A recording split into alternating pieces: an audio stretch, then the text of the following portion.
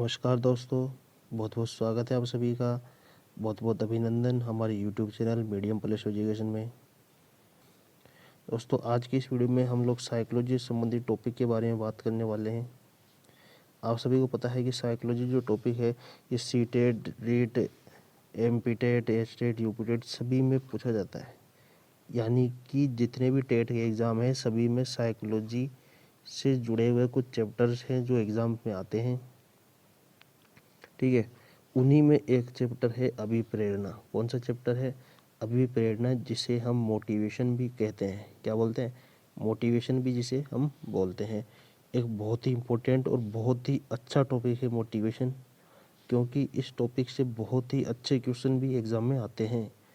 ठीक है, इसी टॉपिक को हमें बस पढ़ने की ज़रूरत होती है, जिसके आधार पर हम क्वेश्चंस कर सकते हैं बिल्कुल अच्छे और सही ढंग से। तो इस टॉपिक से किस तरीके के क्वेश्चन हमारे एग्ज़ाम में आते हैं उसके बारे में हम आज इस वीडियो में बात करने वाले हैं। साथ ही इम्पोर्टेंट क्वेश्चंस हम कुछ लेकर आए हैं यहाँ पर, जो आपके एग्ज़ाम की दृष्टि से बहुत ही इम्पोर्टेंट होंगे और आपके आने वाले एग्ज़ाम्स के लिए भी आपको अच्छे तरीके से प्रिपेयर भी करेंगे। तो चलिए दोस्तों, शुरू करते हैं हमारा आज का टॉपिक। उसका नाम है अभिप्रेरणा। क्या नाम है? अभिप्रेरणा। वीडियो शुरू करने से पहले आपको बता दूं दोस्तों कि आपको वीडियो को ज़्यादा से ज़्यादा शेयर करना है, लाइक करना है, साथ ही कमेंट करके हमें बताना है कि आपको वीडियो कैसा लगा। और जो भी इस वीडियो पे जो भी हमारे चैनल पर नए आए हैं उस चैनल को सब्सक्राइब कर दीजिएगा, ताकि इस तरह के ही अच्छे वीडियो जो आपकी एजुकेशन से रिलेटेड है हम लाते रहे और उनका नोटिफिकेशन भी आपको जल्द ही मिल जाए। तो चलिए दोस्तों, शुरू करते हैं हमारा आज का टॉपिक, जिसका नाम है मोटिवेशन यानी कि अभिप्रेरणा। टॉपिक शुरू करने से पहले दोस्तों हमें पता होना चाहिए कि जिस टॉपिक के बारे में हम पढ़ रहे हैं उसका मीनिंग क्या होता है, उसका अर्थ क्या होता है और वो टॉपिक किस पर आधारित होता है।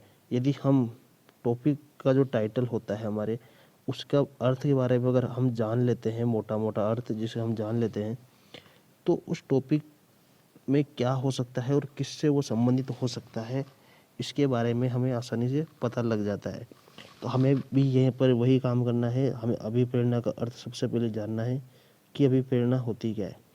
दोस्तों, हम आपने देखा होगा कि अधिकांश हम क्या होते हैं कि किसी एग्ज़ाम में असफल हो जाते हैं या किसी अपने जीवन में कोई कार्य में असफल हो जाते हैं, तो हमें एक निराशा हाथ लगती है।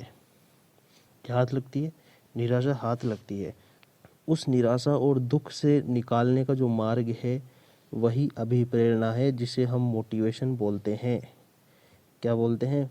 मोटिवेशन बोलते हैं, यानी कि अभिप्रेरणा बोलते हैं। अभिप्रेरणा जो है हमारे शरीर में एक उत्साह और स्फूर्ति का संचार करती है, जिससे हम किसी कार्य को करने के लिए अग्रसर होते हैं और उस कार्य को करने के लिए हमारे आंतरिक भाग में रुचि भी उत्पन्न होती है। तो उसी का नाम क्या है? अभिप्रेरणा है। तो चलिए दोस्तों, अब हम देख लेते हैं अभिप्रेरणा से जुड़े हुए कुछ क्वेश्चंस इंपॉर्टेंट जो आपके एग्ज़ाम की दृष्टि से महत्वपूर्ण है। ठीक है दोस्तों, फर्स्ट क्वेश्चन है दोस्तों, अभिप्रेरणा वह शारीरिक और मनोवैज्ञानिक दशा है। अभिप्रेरणा क्या है? शारीरिक और मनोवैज्ञानिक दशा है जो किसी काम को करने के लिए प्रेरित करती है। वही बात आ रही है दोस्तों, तो मैंने भी आपको बताई थी कि अभिप्रेरणा होती क्या है। अभिप्रेरणा क्या है? अभिप्रेरणा वो शारीरिक और मनोवैज्ञानिक दशा है जो किसी काम को करने के लिए प्रेरित करती है। ये परिभाषा का संबंध किस मनोवैज्ञानिक से है? कौन सा मनोवैज्ञानिक है जिसने ये परिभाषा दी थी? यहाँ पे 4 ऑप्शन दिए गए हैं, वुडवर्थ है, स्किनर है, गुड है और मैकडूगल है। तो दोस्तों, ये जो परिभाषा दी है वो दी है किसने? मैकडूगल ने दी है। किसने दी है? मैकडूगल ने दी है। तो इसका राइट आंसर क्या होगा? मैकडूगल होगा। राइट आंसर क्या होगा? मैकडूगल होगा। मैकडूगल ने ये परिभाषा दी है। इस परिभाषा को इम्पोर्टेंट कर लीजिएगा दोस्तों, ये बहुत ही इम्पोर्टेंट परिभाषा है, एग्ज़ाम में भी आ चुकी है, बार बार पूछी गई है ये परिभाषा। इस परिभाषा को अच्छे से पढ़ लीजिएगा। ठीक है, और मुझे लगता है कि आपको अभी प्रेरणा का अर्थ भी समझ में आ गया होगा, और ये जो परिभाषा भी आई है फर्स्ट क्वेश्चन में, इससे आपको अभिप्रेरणा का अर्थ और भी अच्छे तरीके से समझ में आ गया होगा। तो चलिए दोस्तों, चलते हैं हमारे नेक्स्ट क्वेश्चन पे। नेक्स्ट क्वेश्चन है दोस्तों हमारे सेकंड नंबर का।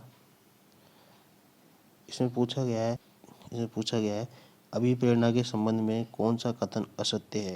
यानी कि हमें ये बताना है कि अभिप्रेरणा के संबंध में कौन से कथन तो सही है, सही कथन दिए हुए हैं, हमें इन चार में से गलत कथन को चुनना है जो अभिप्रेरणा के संबंध में सही नहीं है। तो यहाँ पर चार कथन दिए गए हैं। अभिप्रेरणा क्या है? एक मनोवैज्ञानिक प्रक्रिया है, बिल्कुल सही कथन है। अभिप्रेरणा की उत्पत्ति के लिए आवश्यकता एक प्रमुख कारक है, ये भी बिल्कुल सही है। क्यों सही है? क्योंकि अभिप्रेरणा जब भी उत्पन्न होगी जब किसी चीज़ की आवश्यकता होगी। हम किसी भी काम को जब करेंगे तो उसके लिए उसकी ज़रूरत पहले होनी चाहिए। यानी कि यदि हम अपने जीवन में कोई भी काम करते हैं तो उसकी पहले हमें ज़रूरत होनी चाहिए। अगर हमें किसी चीज़ की या कोई काम करने की ज़रूरत ही नहीं पड़ेगी तो अभिप्रेरणा की उत्पत्ति नहीं होगी। ठीक है, अभिप्रेरणा साध्य है, अभिप्रेरणा साध्य है दोस्तों, यही कथन गलत है। ये कथन क्या है? गलत है। क्यों? क्योंकि अभिप्रेरणा साध्य नहीं है बल्कि साधन है जो हमें अपने लक्ष्य तक पहुंचाने के काम करती है। तो हमें अपने लक्ष्य तक ले जाती है अभिप्रेरणा। तो ये किसका काम कर रही है? साधन का काम कर रही है। इसीलिए अभिप्रेरणा साध्य नहीं है बल्कि क्या है? साधन है। तो ये वाला कथन जो है दोस्तों 3 नंबर का, ये गलत है।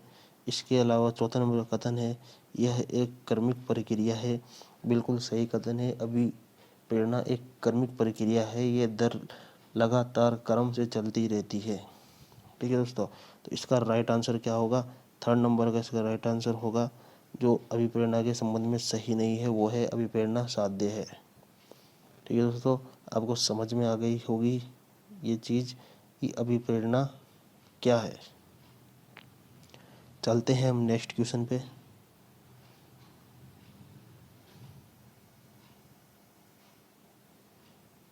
नेक्स्ट क्वेश्चन है दोस्तों, निम्न में से कौन सी जन्मजात अभिप्रेरणा नहीं है?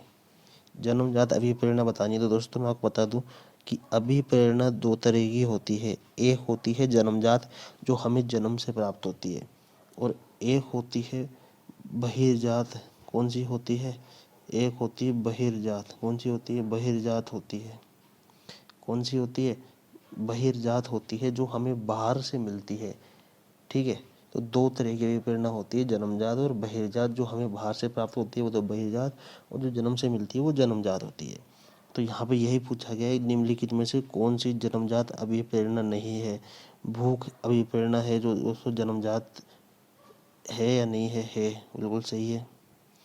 उपलब्धि की आवश्यकता, ये जन्मजात अभिप्रेरणा नहीं है, ये बहिर्जात अभिप्रेरणा है। क्योंकि हम अगर अपने जीवन में कुछ पाना चाहते हैं, कुछ उपलब्धि प्राप्त करना चाहते हैं, तो उसके प्राप्त करने की आवश्यकता जो है हमारी है। यानी कि हमारी बाहरी आवश्यकता है कि मैं कुछ करके दिखाऊं, मैं कुछ बन के दिखाऊं। तो ये उपलब्धि प्राप्त करने की आवश्यकता हमारी है। कहाँ से मिलेगी? बाहरी आवश्यकता है। तो ये अभिप्रेरणा जो है बहिर्जात अभिप्रेरणा है। कैसी अभिप्रेरणा है? बहिर्जात यानी बाहरी अभिप्रेरणा है। इसीलिए इसका जो राइट आंसर होगा दोस्तों, सेकंड नंबर का राइट आंसर होगा, जो कि जन्मजात अभिप्रेरणा नहीं है। राइट आंसर क्या होगा? सेकंड नंबर का जन्मजात अभिप्रेरणा नहीं है। इसके अलावा दोस्तों भूख प्यास, ये दोनों ही जन्मजात अभिप्रेरणा है। ठीक है, ये दोनों ही क्या है? ये दोनों ही जन्मजात है। क्या है? जन्मजात अभिप्रेरणा है। और ये उपलब्धि अभिप्रेरणा, उपलब्धि की आवश्यकता जो है ये बाहरी अभिप्रेरणा है। ठीक है, फोर्थ क्वेश्चन है हमारा दोस्तों, वो है अभिप्रेरणा से संबंधित कर्म कौन सा नहीं है। कर्म बताना है जो अभिप्रेरणा से जुड़ा हुआ नहीं है, यानी कि सही कर्म में नहीं है। ठीक है, यहाँ पे चार ऑप्शन है, प्रोत्साहन, आवश्यकता, प्रणोद। फर्स्ट ऑप्शन में है। सेकंड ऑप्शन है आवश्यकता, प्रोत्साहन, प्रणोद। थर्ड ऑप्शन है आवश्यकता, प्रणोद, प्रोत्साहन। फोर्थ है प्रणोद, आवश्यकता, प्रोत्साहन। तो इसका जो राइट आंसर होगा ना दोस्तों वो होगा थर्ड नंबर का, आवश्यकता, प्रणोद, प्रोत्साहन। देखिए अब ये कर्म कैसे सही होगा, वो ऐसे होगा कि अभिप्रेरणा के लिए सबसे पहले हमें किसी चीज़ की आवश्यकता होती है, यानी कि हमें कुछ भी ऐसी वस्तु या कोई भी स्थिति है जिसकी हमें आवश्यकता होती है, तो वो हमारी क्या हो गई, नीड हो गई। क्या हो गई, नीड हो गई। ठीक है, नीड हो गई। उसके बाद जब हमें आवश्यकता हो गई, फिर उस आवश्यकता से आगे बढ़ने के लिए हमें एक चालक की आवश्यकता होती है, यानी कि हमें एक ड्राइव की आवश्यकता होती है जो हमारी आवश्यकता को पूरी करता है। उस ड्राइव को या चालक को प्रणोद या अंतर्नोद भी कहते हैं। क्या बोलते हैं, ड्राइव को चालक, प्रणोद या अंतर्नोद भी बोलते हैं। तो वो क्या हो गया, ड्राइव हो गया। ठीक है, ड्राइव हो गया। ड्राइव होने के बाद अब वो प्रणोद भी हो गया। अब जब हम इन दोनों को पूरा कर लेंगे तो हमें उससे करने के बाद एक प्रोत्साहन मिलता है। क्या मिलता है, प्रोत्साहन मिलता है, जिसे हम बोलते हैं इंसेंटिव। क्या बोलते हैं, इंसेंटिव बोलते हैं। इंसेंटिव बोलते हैं। क्या बोलते हैं, इंसेंटिव बोलते हैं, जो पुनर्बलन का काम करता है। तो दोस्तों यही है अभिप्रेरणा का कर्म। सही कर्म जो अभिप्रेरणा का वो यही है, नीड, ड्राइव और इंसेंटिव, यानी कि आवश्यकता, प्रणोद और प्रोत्साहन। तो इसका राइट आंसर होगा थर्ड नंबर का। ठीक है दोस्तों। नेक्स्ट क्वेश्चन दोस्तों हमारा वो है, अभिप्रेरणा में भूख है, यानी कि भूख क्या है अभिप्रेरणा में, ये हमें बताना है। तो ऑप्शंस यहाँ पे दिए गए हैं दोस्तों चार, आवश्यकता है या फिर अर्णोद है, अंतर्नोद है या फिर प्रेरणा है या उद्देश्य है। तो अभिप्रेरणा में जो भूख है ना दोस्तों वो है अंतर्नोद। क्या है, अंतर्नोद है। कैसे है समझिए, देखिए इसको समझना जरूरी है, तभी अभिप्रेरणा से रिलेटेड चैप्टर क्लियर हो पाएगा। भूख किसका काम कर रही है, यहाँ पे भूख जो है वो चालक का काम कर रही है। और मैंने अभी थोड़ी देर पहले आपको बताया है कि चालक को हम प्रणोद, ड्राइव अंग्रेजी में बोलते हैं, हिंदी में चालक बोल सकते हैं या प्रणोद बोल सकते हैं या अंतर्नोद बोल सकते हैं। तो अभिप्रेरणा में जो भूख है वो अंतर्नोद है, यानी कि चालक का काम कर रही है। वो ऐसे कर रही है क्योंकि अगर इंसान को, अगर मान लीजिए कोई व्यक्ति है, अगर वो भूखा है तो ही वो अपने लिए खाना बनाएगा। तो उसका मोटिव क्या हो गया, खाना बनाना हो गया। तो इस काम के लिए भूख ने क्या किया, चालक का काम किया, यानी कि ड्राइव का काम किया। अगर उसे भूख नहीं लगती तो वो क्या करता, खाना भी अपने लिए नहीं बनाता। तो यहाँ पर जो भूख है उसमें अंतर्नोद यानी कि चालक का काम कर रही है। तो अभिप्रेरणा में जो भूख है वो अंतर्नोद है। तो इसका राइट आंसर होगा दोस्तों सेकंड नंबर का, कि भूख अंतर्नोद यानी कि चालक का काम कर रही है। ठीक है, इंपॉर्टेंट क्वेश्चन है, एग्जाम में आ चुका है दोस्तों ये क्वेश्चन भी। नेक्स्ट क्वेश्चन है दोस्तों 6 नंबर का। इसमें पूछा गया है, प्रेरक प्राणी में विद्यमान शारीरिक मनोवैज्ञानिक दशाएं हैं जो उसे निश्चित विधियों के अनुसार काम करने के लिए उत्तेजित करती है। मैं दोबारा पढ़ रहा हूँ, प्रेरक जो होते हैं वो प्राणी में विद्यमान शारीरिक और मनोवैज्ञानिक दशाएं हैं जो उसको निश्चित विधि के अनुसार काम करने के लिए उत्तेजित करती है। ये परिभाषा किसने दी है, यहाँ पे चार ऑप्शन है, शेफर, मर्सेल, गुड, गेट्स और अन्य। तो ये परिभाषा दी है ना दोस्तों, ये दी है गेट्स और अन्य ने। तो इसका राइट आंसर क्या होगा, फोर्थ नंबर का होगा, गेट्स और अन्य ने। ठीक है, इसमें गेट्स खुद शामिल था और इसके अलावा कुछ और व्यक्ति भी थे जिन्होंने ये परिभाषा दी है और स्वीकार भी करी है। तो इसका राइट आंसर होगा फोर्थ नंबर का, गेट्स और अन्य। ठीक है, एग्जाम की दृष्टि से इस क्वेश्चन को भी लिख लीजिए दोस्तों, इम्पोर्टेंट है, बहुत ही इम्पोर्टेंट है, क्योंकि ये परिभाषा भी 3 से 4 बार कम से कम एग्जाम्स में पूछी जा चुकी है। ठीक है, चलते हम नेक्स्ट क्वेश्चन पे। नेक्स्ट क्वेश्चन है दोस्तों, अधिगम तक पहुंचाने के राजमार्ग को कहते हैं। टॉपिक शुरू होने से पहले ही दोस्तों मैंने बता दिया था कि अधिगम तक पहुंचने का राजमार्ग क्या है। तो इसका उत्तर आपको आ जाना चाहिए, अब तक में समझ गए होंगे इसका उत्तर क्या होगा। तो वो है दोस्तों अभिप्रेरणा। क्या है, अभिप्रेरणा इसका उत्तर है। अधिगम तक पहुंचाने के राजमार्ग को अभिप्रेरणा कहते हैं। क्या कहते हैं, अभिप्रेरणा कहते हैं। इंपॉर्टेंट क्वेश्चन है, ये भी एग्जाम्स में आ चुका है, एग्ज़ाम में आ चुका है ये क्वेश्चन भी, ध्यान रखिएगा इस क्वेश्चन को अच्छे तरीके से। नेक्स्ट क्वेश्चन पे, अभिप्रेरणा शब्द की उत्पत्ति जिस भाषा के शब्द से हुई है, यानी कि अभिप्रेरणा तो क्या है, इसको हिंदी में अभिप्रेरणा बोलते हैं और अभिप्रेरणा का ट्रांसलेशन अंग्रेजी में मोटिवेशन है। अब मोटिवेशन की उत्पत्ति जिस शब्द से हुई है वो हुई है लैटिन भाषा के शब्द से। किससे हुई है? लैटिन भाषा के शब्द से हुई है।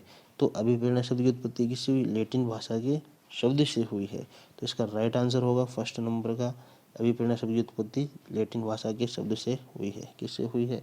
लैटिन भाषा के शब्द से हुई है। ठीक है, इसी तरीके से अब हम बढ़ते हैं दोस्तों नेक्स्ट क्वेश्चन पे। 9 नंबर का क्वेश्चन है।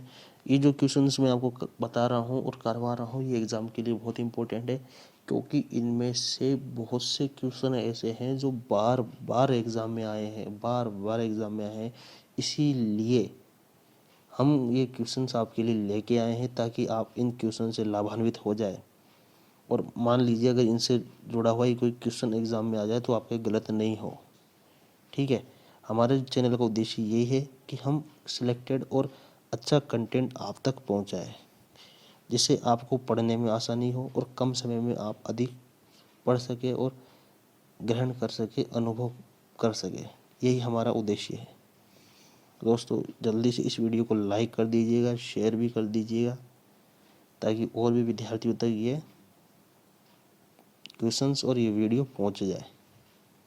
ठीक है दोस्तों, बढ़ते हैं नेक्स्ट क्वेश्चन पे। अब नेक्स्ट क्वेश्चन आता है दोस्तों, बहुत ही इंपॉर्टेंट क्वेश्चन है ये भी एग्जाम के लिए, या यूँ कह लीजिए कि अभिप्रेरणा के टॉपिक की जो जान है वो यही क्वेश्चन है, क्योंकि इस क्वेश्चन से रिलेटेड एग्जाम में बहुत क्वेश्चन आते हैं। क्योंकि अब वो देख लेते हैं पहले हम कि क्वेश्चन क्या है। क्वेश्चन है 9 नंबर का, अभिप्रेरणा में या अभिप्रेरणा का आवश्यकता पदानुक्रम सिद्धांत। कौन सा सिद्धांत? आवश्यकता पदानुक्रम सिद्धांत देने वाला कौन था या देने वाले कौन थे?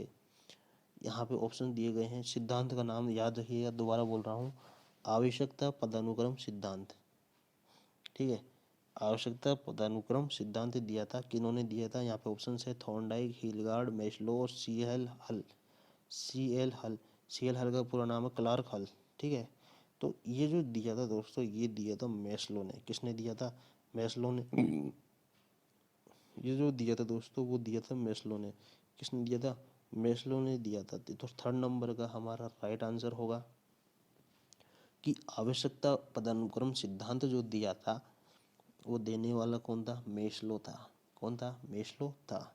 ठीक है, इन्होंने दोस्तों ये जो सिद्धांत दिया था अभिप्रेरणा का आवश्यकता पदानुक्रम सिद्धांत, ये दिया था इन्होंने 1954 में। कब दिया था?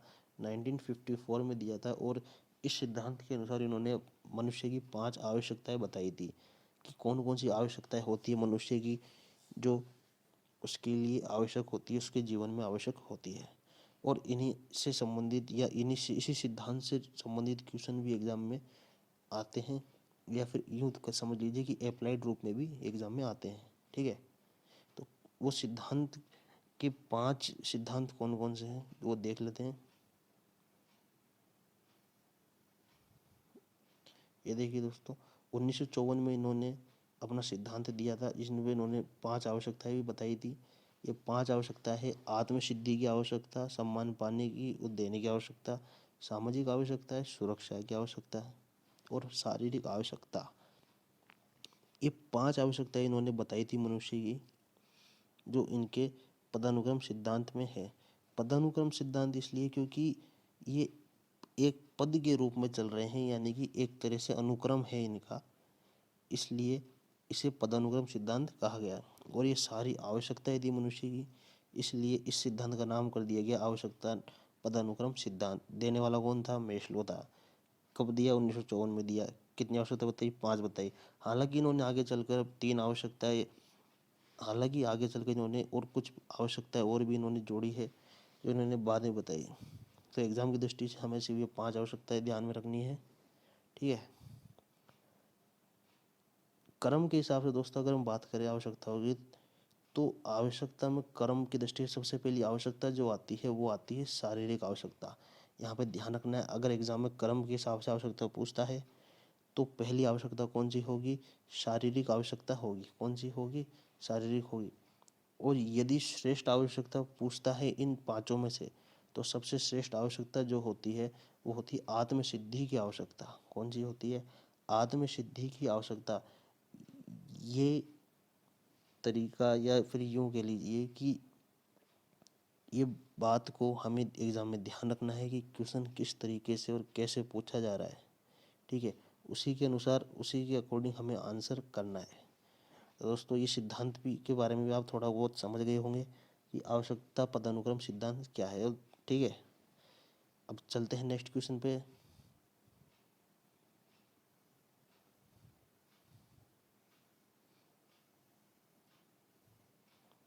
नेक्स्ट क्वेश्चन है 10th नंबर का। इनमें पूछा है कौन सा प्रेरक का प्रकार गेरिट ने नहीं दिया? प्रेरक का प्रकार है जो गेरिट ने नहीं दिया। गेरिट जो है एक मनोवैज्ञानिक है, इन्होंने प्रेरक के प्रकार बताए थे। दोस्तों बता दूं कि गेरिट ने प्रेरक के जो प्रकार बताए थे वो 3 प्रकार बताए थे। कितने बताए थे? 3 प्रकार बताए थे। तो हमें यहाँ पे 4 प्रकार दिए गए हैं, ऑप्शन 4 है इसलिए 4 बताए हैं। तो हमें बताना है कि इनमें से कौन सा प्रकार है जो गेरिट का नहीं है।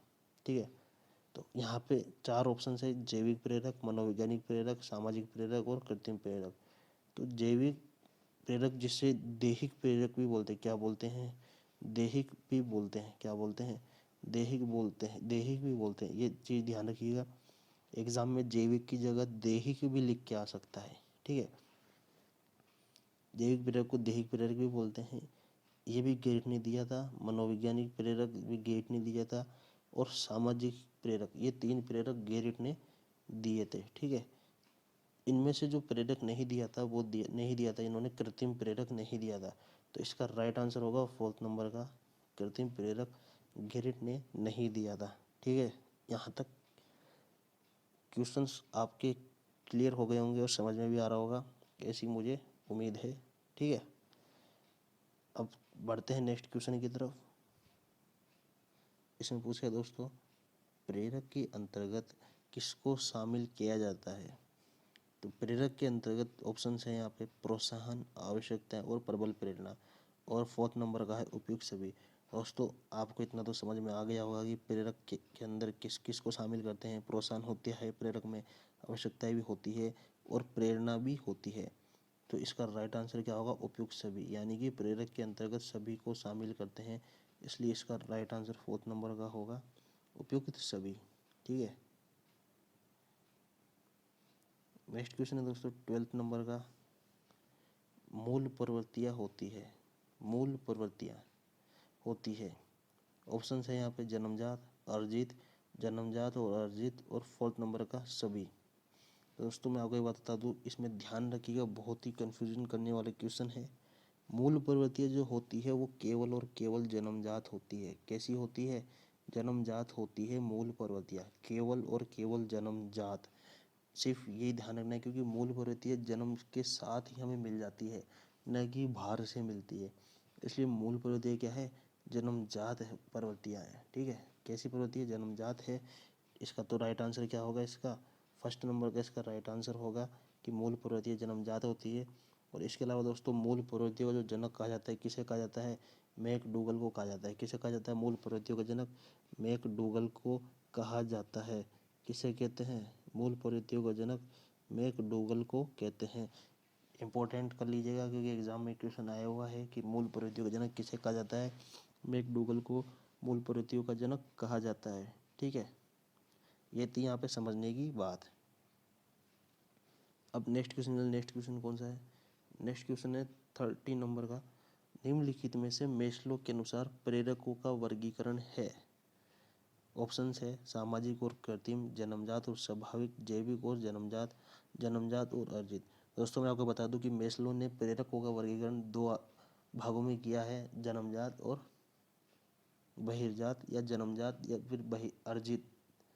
क्योंकि बहिर्जात जो प्रेरक होते हैं वही अर्जित होते हैं, क्योंकि उनका हमें अर्जन करना पड़ता है, इसीलिए बहिर्जात प्रेरकों को अर्जित प्रेरक भी बोलते हैं।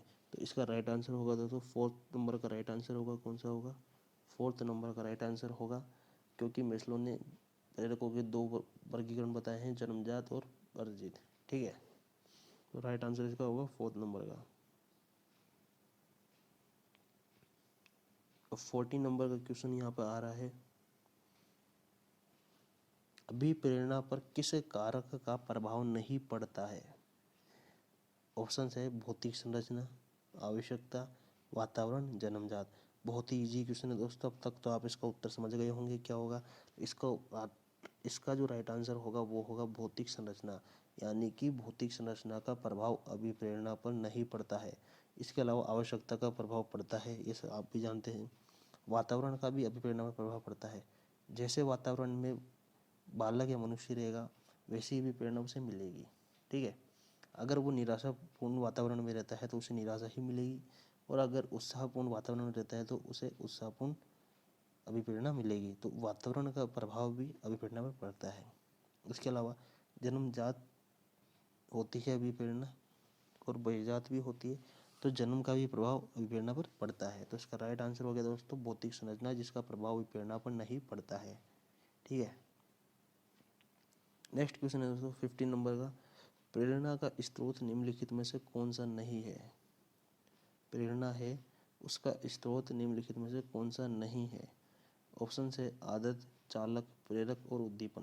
तो प्रेरणा का स्रोत नहीं है ना दोस्तों, वो नहीं है आदत। क्यों?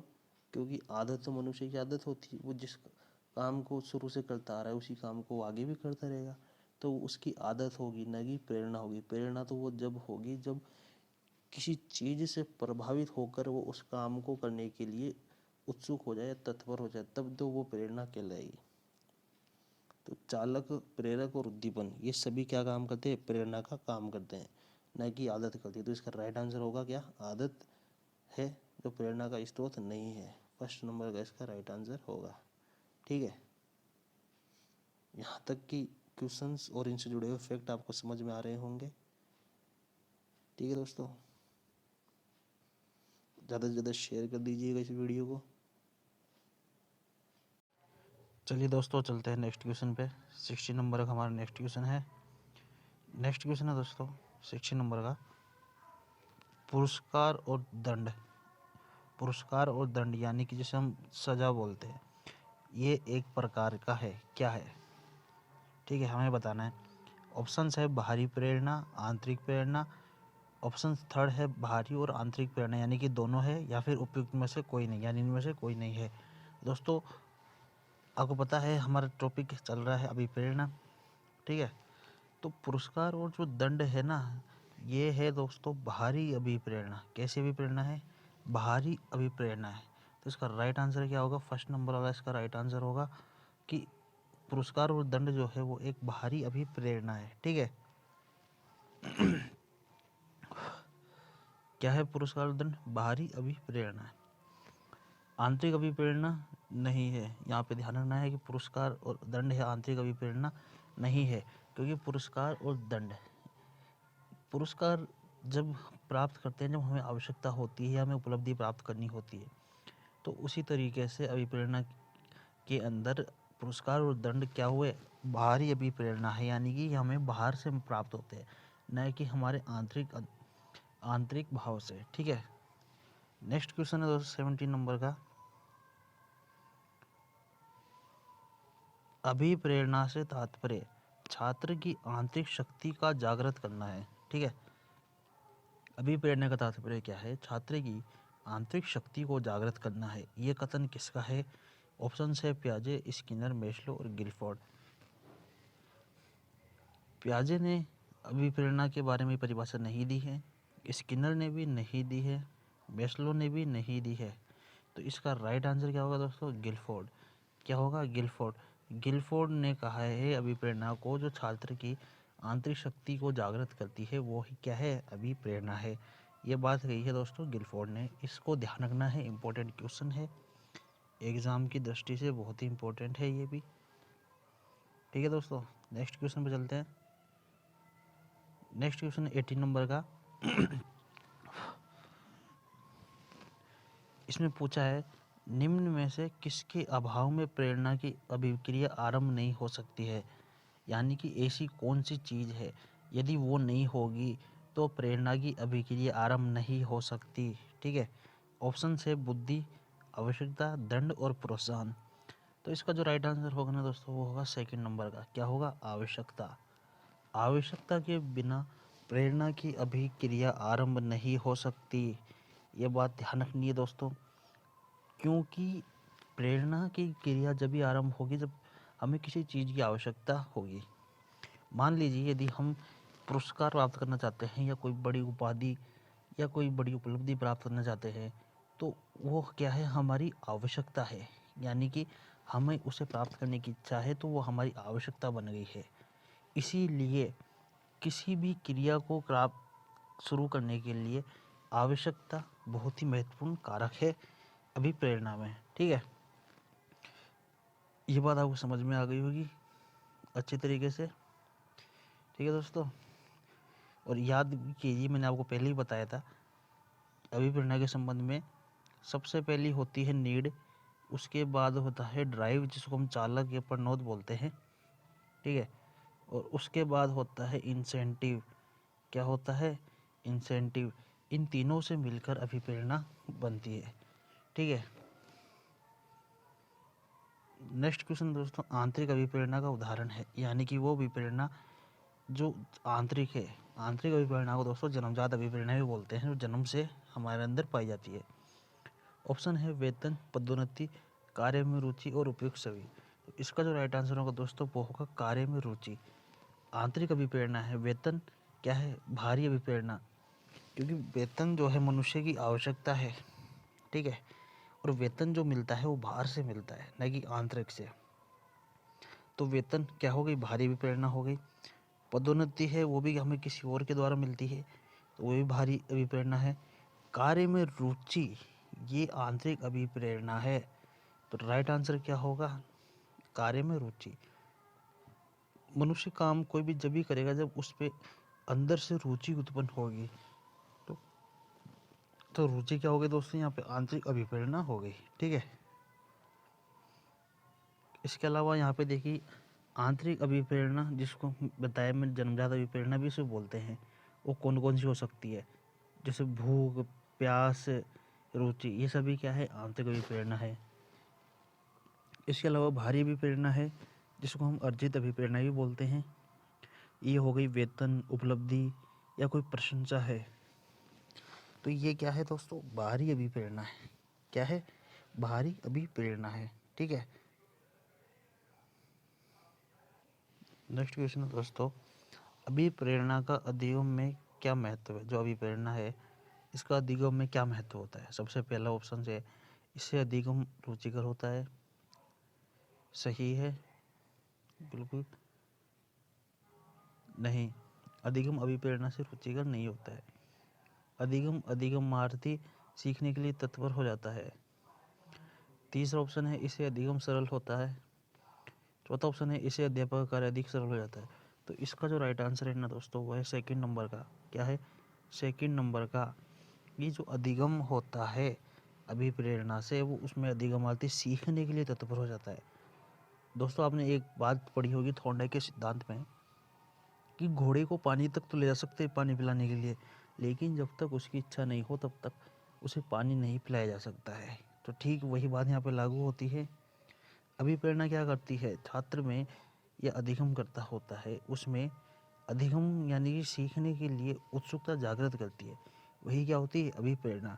तो अभिप्रेरणा का अधिगम में यही महत्व है, जो कि बहुत ही इंपॉर्टेंट है, एग्जाम की दृष्टि से भी इंपॉर्टेंट क्वेश्चन है। ठीक है दोस्तों। नेक्स्ट क्वेश्चन है हमारा। नेक्स्ट क्वेश्चन दोस्तों, निम्नलिखित में से अभिप्रेरणा का पक्ष नहीं है। ऑप्शन है दबाव, आवश्यकता, प्रेरक जिसे हम चालक भी बोलते हैं, प्रोत्साहन। तो अभिप्रेरणा का जो पक्ष नहीं है दोस्तों वो है दबाव। क्या नहीं है? दबाव। दबाव से कभी भी अभिप्रेरणा उत्पन्न नहीं होती है। बाकी तीन ऑप्शंस है, ये तीनों ही अभिप्रेरणा के पक्ष से जो मैंने बताया, नीड यानी आवश्यकता, ड्राइव यानी चालक, और प्रोत्साहन यानी इंसेंटिव। तो ये तीनों ही क्या है? अभिप्रेरणा के पक्ष है। ठीक है। नेक्स्ट क्वेश्चन है, निम्नलिखित में से कौन सी प्रेरणा की विधि नहीं है? कौन सी है जो प्रेरणा की विधि नहीं है? पहली है, फर्स्ट ऑप्शन है रुचि उत्पन्न करना, प्रतियोगिता की भावना उत्पन्न करना, प्रशंसा करना और व्यवहार में परिवर्तन करना। तो व्यवहार में परिवर्तन करना ये प्रेरणा की विधि नहीं है। क्या नहीं है? व्यवहार में परिवर्तन करना। क्यों? क्योंकि व्यवहार में परिवर्तन जब होगा जब विद्यार्थी या छात्र कुछ सीखेगा, जो कि अधिगम के अंतर्गत आता है, न कि अभी प्रेरणा के अंतर्गत। तो इसका राइट आंसर होगा व्यवहार में परिवर्तन करना प्रेरणा के अंतर्गत नहीं आता है, यानी कि प्रेरणा की विधि नहीं है। ठीक है। नेक्स्ट क्वेश्चन है दोस्तों, उपलब्धि आवश्यकता किस प्रकार का अभिप्रेरक है? जैविकीय, प्राथमिक, सामाजिक और असामाजिक। तो उपलब्धि आवश्यकता जो है वो सामाजिक अभिप्रेरक है। किस प्रकार का अभिप्रेरक है? सामाजिक अभिप्रेरक है। ये बात समझ गए होंगे कि मनुष्य उपलब्धि क्यों प्राप्त करना चाहता है? क्यों? क्योंकि समाज में उसे अच्छा स्थान मिले, ओहदा मिले और सभी लोग उसे जाने, उसकी पहचान हो। तो उपलब्धि जो है ये क्या है? सामाजिक अभिप्रेरक है। ठीक है दोस्तों आपको आज का वीडियो पसंद आया होगा। इस वीडियो को आपको ज़्यादा से ज़्यादा लाइक करना है, शेयर करना है। साथ ही हमारे यूट्यूब चैनल पर आने वाले जो नए विद्यार्थी है, स्टूडेंट है, उनसे भी रिक्वेस्ट है कि हमारे चैनल को सब्सक्राइब कर लीजिए, ताकि आने वाले वीडियो का नोटिफिकेशन आपको जल्द ही मिल जाए और आप भी हमारे जो वीडियोज़ आ रहे हैं इनसे लाभान्वित हो सके। इसके अलावा दोस्तों आप जो है हमारे टेलीग्राम चैनल को भी ज्वाइन कर सकते हैं, जिसका नाम है मीडियम प्लस एजुकेशन। यहाँ पर आपको हमारा जो वीडियो आएगा उससे रिलेटेड जो नोट्स होंगे वीडियो से रिलेटेड, वो आपको टेलीग्राम पर मिल जाएंगे 24 घंटे बाद। ठीक है दोस्तों, अब हम मिलेंगे नेक्स्ट वीडियो में। साइकोलॉजी से रिलेटेड नेक्स्ट वीडियो हमारा आएगा, जो आपके लिए इम्पोर्टेंट फैक्ट्स होंगे उसमें।